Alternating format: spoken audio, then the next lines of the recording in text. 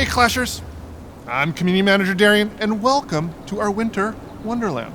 The snow is falling, the crisp, cold air makes you feel alive, especially when you hear the sound of...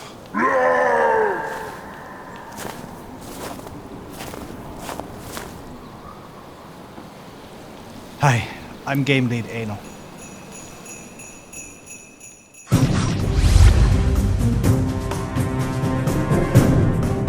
So you're probably wondering, what's with these amazing and adorable costumes? These are just two of the newest units we're adding in the winter update coming later this month. That's right. Not only is the Town Hall 13 the biggest update of the year, we've got a ton of new content coming with this new Town Hall. The theme of Town Hall 13 is Dark Elixir and Ice. And if you'll notice, the color palette of the buildings is suitably matched to that theme. From the cannons to the walls to the Town Hall, we've given everything a bit of a colder, frosty feel. But upgrading the Town Hall isn't all. Town Hall 13 comes with its own brand new signature defense, the Giga Inferno. So like the Giga Tesla, the Giga Inferno is the biggest sibling of the Inferno Tower family of defenses and can be upgraded several levels.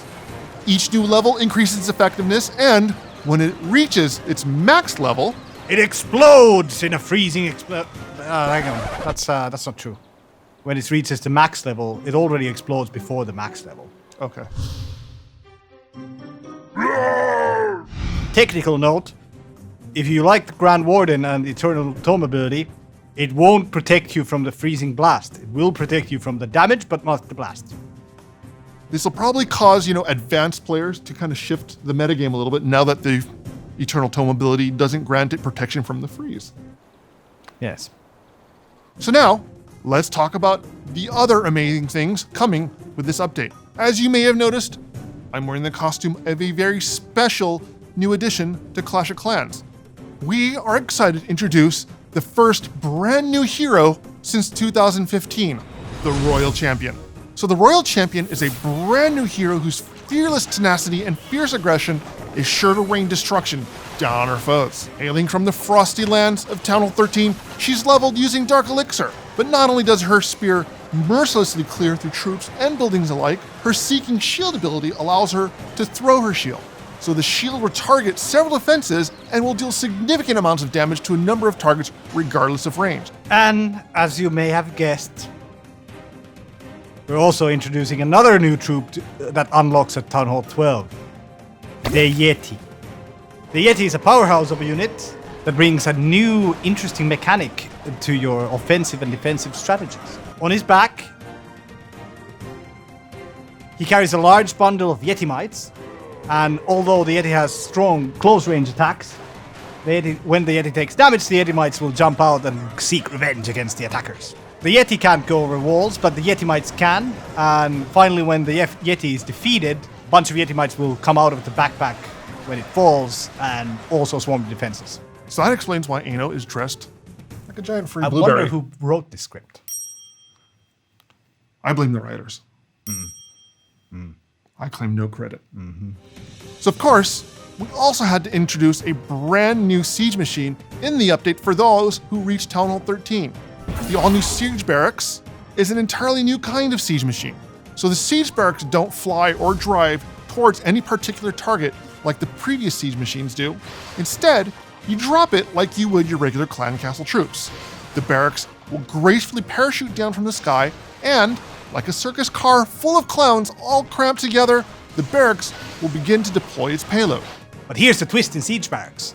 You don't actually need to have clan castle troops inside it to actually get it to deploy troops. It has troops of its own. And when you deploy it, there's a hit point bar, and the hit point bar will start ticking down, and the barracks will release its pre-selected troops. And finally, when it gets destroyed, then the clan castle troops will come out. You can also deploy clan castle troops whenever you want by tapping the button again. We've got one last new unit coming with the Town Hall 13 update, a brand new defense, the Scattershot. So the Scattershot is a defense that does exactly what the name describes. It launches projectiles that break apart after hitting the target it's aiming at. The fragmented shrapnel will then do a cone-shaped blast damage that will deal additional damage to the units behind the initial target, kind of similar to like a shotgun. The scatter shot hits both air and ground targets. Nothing is safe from its attacks.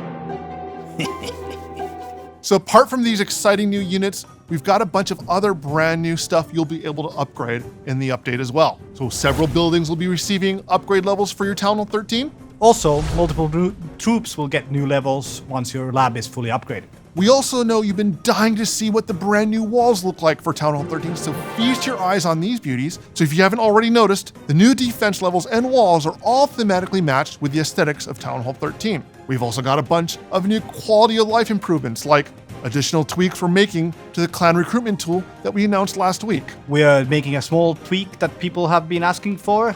It will now be possible to move decorations to the side of the village where there's this tiny little grass patch. Obstacles can currently spawn there, but decorations you haven't been able to place there. Now you will be able to do that. And there are a bunch of other quality of life improvements that are coming with this update. So make sure when the update is released, you read the patch notes for the full details. So that wraps up the exciting details of the Town Hall 13 update. Make sure you read the full patch notes when the update's released. And until then, guys, clash on! You sure this is the best you could do for Yeti Mites? Do you see the family resemblance? Egyptian, right?